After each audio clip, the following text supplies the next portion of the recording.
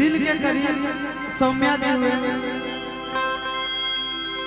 काम की थे गाने में कि पूर्वे पश्चिम हो तो देखे थे ना, लेकिन कहना है क्या, अरे सब इधर तो हम ध्यान ही नहीं दिए, सॉरी सॉरी सबको, इधर हम ध्यान नहीं दिए थे अभी तक। कहना क्या है, इधर आइए कि मैं कसी पे न है भौजी साड़ी सराक गेलै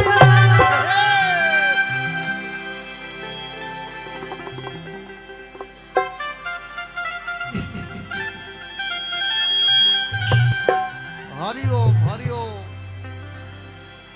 कि मैं कसी पे न है भौजी साड़ी सराक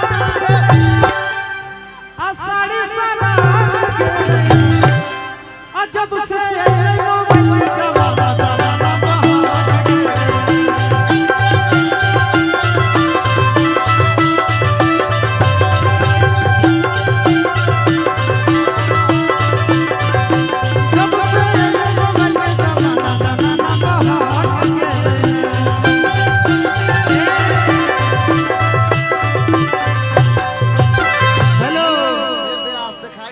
सही बात बोल रहे ना।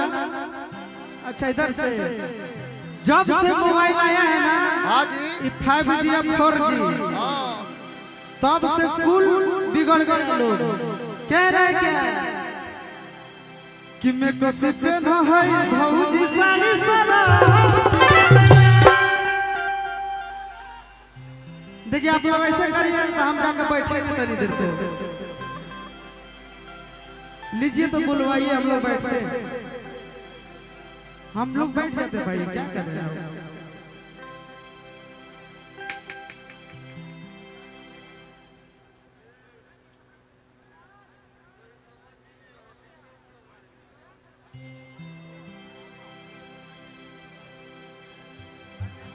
Hey, dude, check.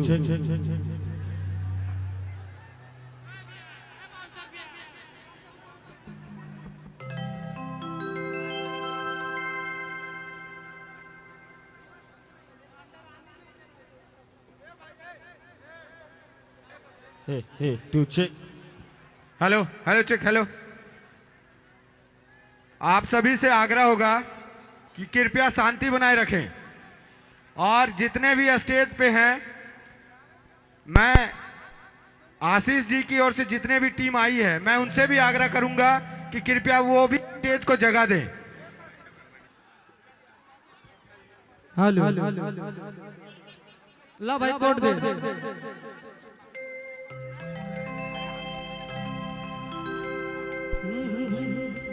आगे देख लिया चाहिए हालत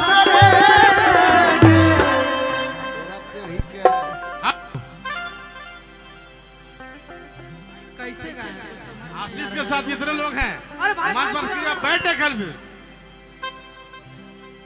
आशीष के साथ जितना लोग आए हैं मंच पर बैठे रहे, खड़ा नहीं होंगे। ठीक है, आपका अपना आदमी अपना पहचान गया आप लोग, ठीक ना। आशीष का आदमी भीड़ में कहाँ खड़ा होगा बताइए, ऐसे होता है क्या? आप लोग कार्यक्रम कराते हैं तो क्या हम लोग कार्यक्रम नहीं कराए क्या? सब दुनिया गड़बड़ में जा रहा धीरे धीरे। जिसको हम नहीं चाहते कि वो रील बना, वो रील में फर्क गई धीरे धीरे।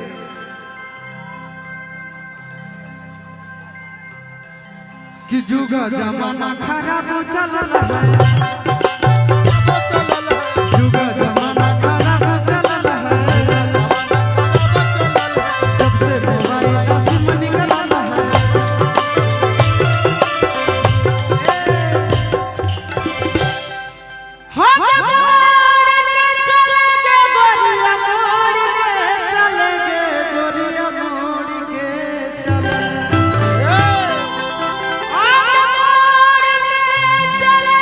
गोरिया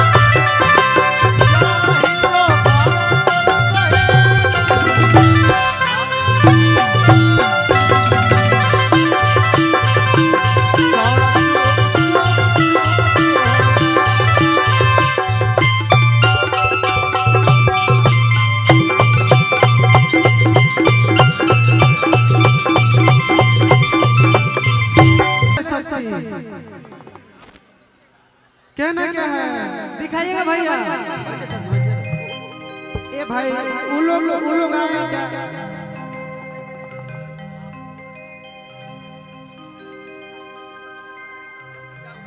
लालू यादव हो है देश के रतनवा के तरफ से 500 रुपया के पुरस्कार। हाँ ठीक।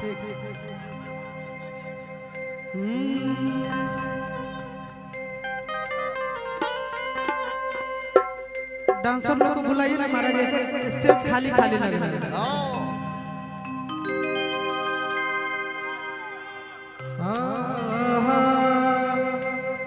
डांसर लोग सबको बुला दीजिए आप स्टेज पे।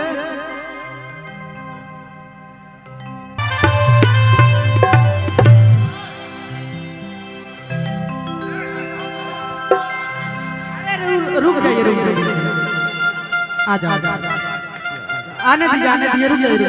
अरे टैटू खेल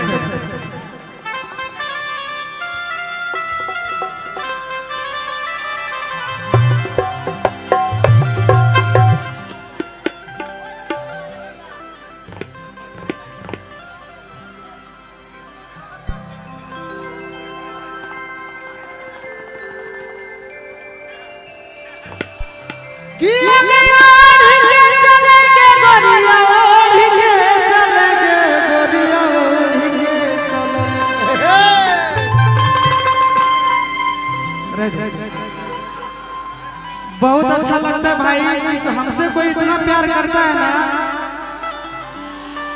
दिल से लव यू सबको।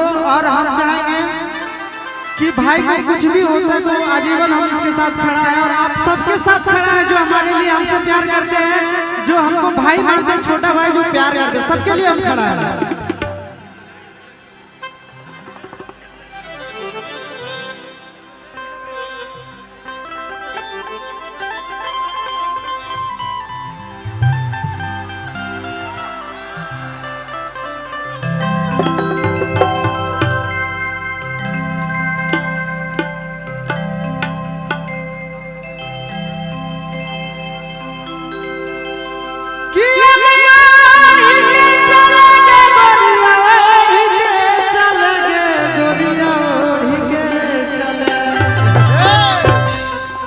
कहना क्या है कि कलो जुगावा में लुगावा ओढ़ के चले, कलो जुगावा में लुगावा ओढ़ के चले।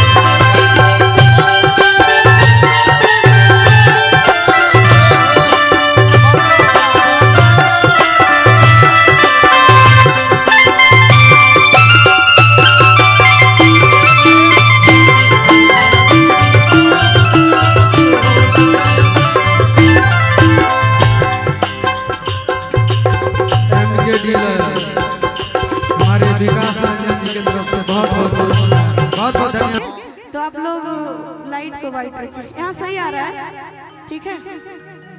और कहेंगे क्या कि हे रे छोड़ा तो ढेरे अब उड़े लगली, अभी देखिए रहलियो बेसी कूदे लगली। आप Prince, I love you Prince, I love you serious. आ जाओ, यही है मेरा पार्टनर, यही है मेरा पार्टनर, है कि नहीं? हाँ कोई बोलता ही नहीं जे बोलते का टिंडा ना है। हेलो इसको एक माइक दे दीजिए। हाँ प्रिंस बाबू, इसको माइक दीजिए। बहुत ही सुंदर कलाकार।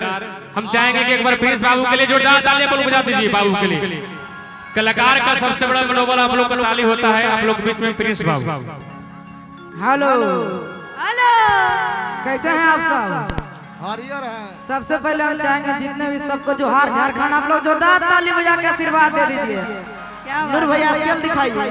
गाना सुने होंगे हमारे गुरुजी काशीष यादव जी का। हाँ किया है के कर दहिया अभी कहे भौजी घर आ के कर दहिया अभी कहे मधुबनवा है। भैया नाल वाला तक से थोड़ा साइड हो जाइए। कोई बोलता ही रे। आज जितना भी जगह मेरा प्रोग्राम हो रहा है, मैक्सो म्यूजिक वर्ल्ड यानी डॉक्टर साहब हमारे बोलते तो खचखचा देवे ना। एक बहुत ही प्यारा गाना है हमारे आशीष जी का। रिया जी इधर आइए ना, इधर आइए ना। सुमन यादव जी की तरफ से हजारों हजारों का पुरस्कार हम कहेंगे कि हे के कर दहिया अभी कहे भौजी घर बायनवा आ के कर दहिया अभी कहे मधुबनवा है।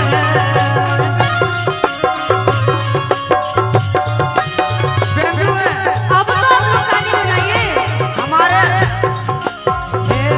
आहे कौने भौजी की नहीं हो, कौने भौजी की नहीं, कौने भैया तेरे हइबे अलवा है।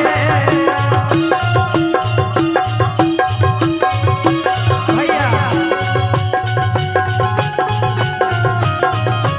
हेलो, हम चाहेंगे कि रिया जी गा लेंगे, उसके बाद सबको मौका मिलेगा, धीरे धीरे सब गाएंगे।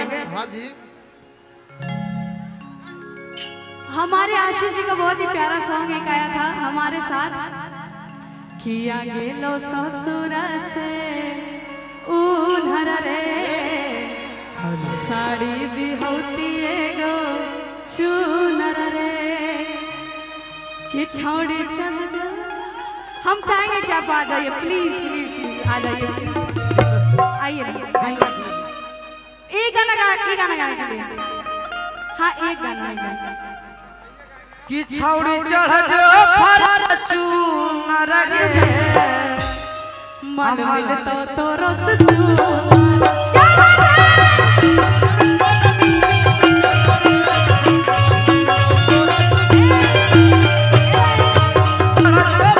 फॉर्च्यूनर गे, मन मिल तो रस सुनर गे।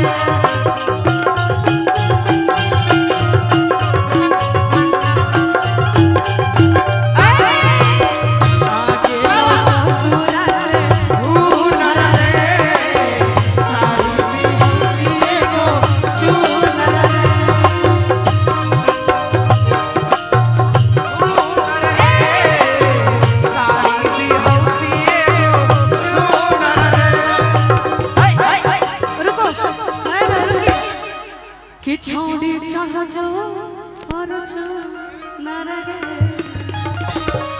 मन मिल तो रस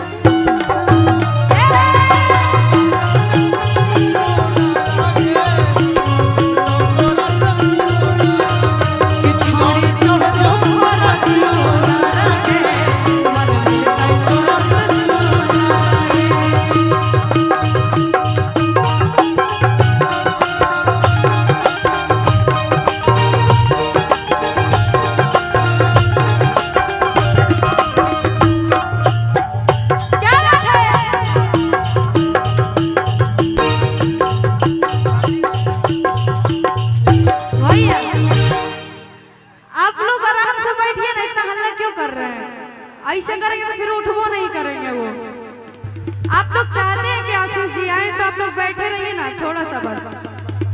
बात मान लीजिए, अगर नहीं आएंगे तब आप बोलिएगा, ठीक है? आइए, भेजिए उनको, भेजिए।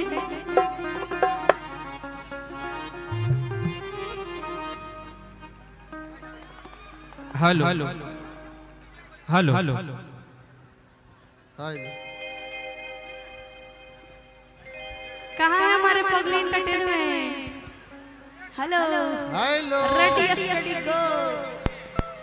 मेरा वाला लगाइए, मेरा वाला डी डी डी। डी।